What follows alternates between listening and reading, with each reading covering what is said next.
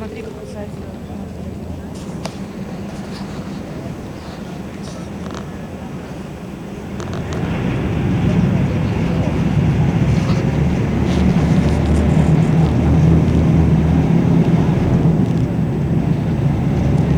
An unusual place to spend.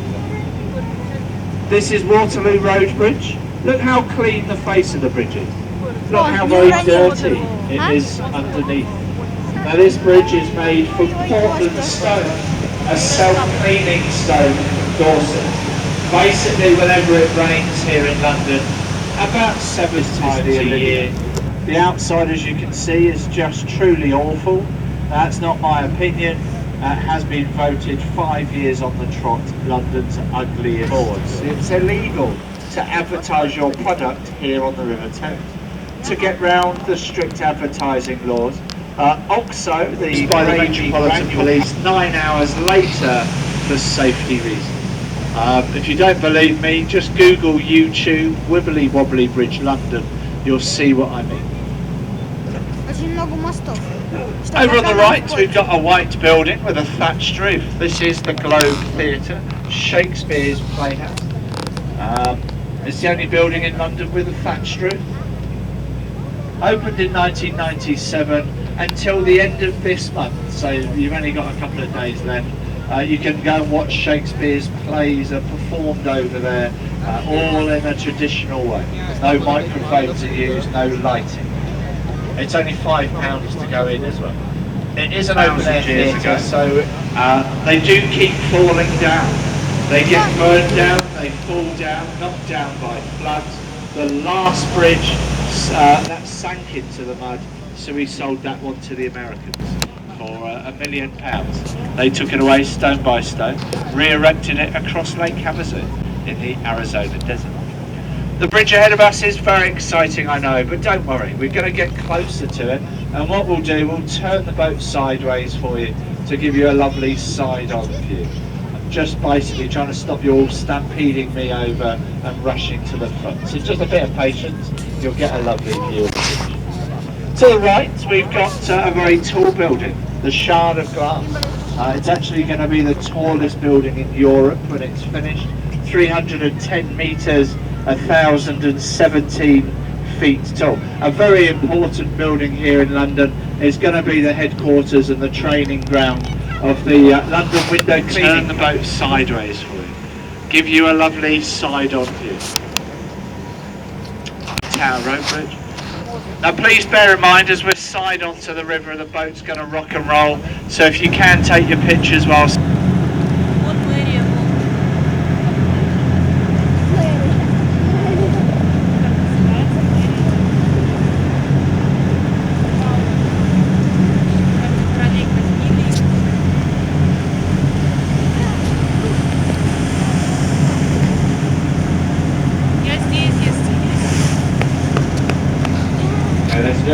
welcome on board the couple that joined us here at the town. For the benefit of the new passengers, just a little bit of safety. We won't go into too much depth because you are in very safe hands. Basically, we've got lots of life-saving equipment. In the unlikely event of an emergency, just remain seated, calm, and await instructions from a crew member. So there we go, we've just been beneath Tower Road Bridge. As we do so, we leave the City of London behind us. We enter the Docklands area. Now between here and Greenwich, what we're going to see mostly, lots of luxury, unaffordable housing. Now it comes in two very exciting forms, this unaffordable housing. On the right, we've got old warehouses converted into luxury apartments. And on the left, well, these are not old warehouses, these are just newly built, constructed apartment buildings. And that's pretty much what we see on the way down to Greenwich. There's a bit of history in this section, so I will just point out a few things as we go down, but it isn't as spectacular as the previous section. There's quite a lot of filming goes on here in London, and you might recognise here on the right the apartment buildings with the orange fronts. If you've seen the film A Fish Called Wanda, you might recognise those as being the love nest of Jamie Lee Curtis and John Cleese. John Cleese was actually dangled from one of those balconies completely naked by his ankle. You may not remember this, of course, because it was, well, he only had a small part. Now, of course, the luxury and affordable housing, very expensive. One of the cheapest ways of living here on the Thames is here on the right-hand side, all these old Dutch barges. It's about £150,000 to buy a Dutch barge and convert it into nice living space. The Port of London doesn't want all these barges here. They are basically squatting, but by a strange law here on the River Thames, if you grow a cherry tree on board your vessel, you can squat there. So that's why they've all got trees on their boats, because that stops them from being moved on. Amazing what you can get away with it. Anyway, £150,000, that's cheap, because one of these apartments, a two-bedroom flat, around £600,000 for a two-bedroom flat over and put into a metal cage called a gibbet, where it was then left to decay, hanging somewhere on the River Thames to ward off anybody else being a pirate. Captain William Kidd, the pub here on the left-hand side, named after one of the last pirates executed in this horrible fashion in 1700, using the Thames River pageant. That was a spectacular event. Over 1,000 boats joined in this flotilla, which stretched for 4.5 hours in the pouring rain to watch this procession of boats going past her. So she did very well. We were lucky enough to join in the procession once the main body had gone by. Charles Dickens, he was born in Portsmouth, but he spent much of his time here in South East London, Bermondsey and Limehouse here.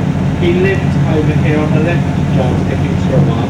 If you, this line of narrow brown houses, that house today is actually another pub. Canary Wharf directly ahead of us. Lots of large tall buildings. It is a bit of obviously a large financial district. The world's banks company that set up European headquarters. The main building work took place during 1991. It all started. They are still building. But of course you don't need to wear a suit to come in, you can actually come in tourism. There are shopping centres in, bars and restaurants, cinemas for people to come and enjoy yourself. To get here easily using the Jubilee line. Now if you look at tree level, in that big gap in the building from the city.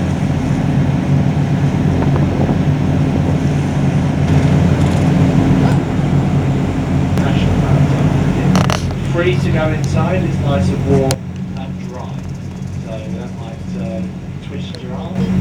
Now the observatory is up on top of that hill, just to the right of the Cutty Sark mast. You can see that big dome. This is where you're going to find the Greenwich. Up at the observatory there's a brass strip in the ground, giving you the opportunity really to stand astride it, 1 foot in the east, 1 foot in the west. And a very thrilling experience, believe me. Well, lots of history, there's lots of restaurants, there's lots of things to do here at Greenwich. So what we try to encourage everybody to do is basically get on the boat, go and have a look around. It's a very interesting town. If we're quick, if there is anybody who wants to go back to Greenwich, we might be quick enough to get you ashore and then get onto that other boat that is going to be leaving at 5. This boat leaves at 2:50. Leave here every boat 5 to 25 past every hour. The last boat from Greenwich is at 5 to 6, 5:50.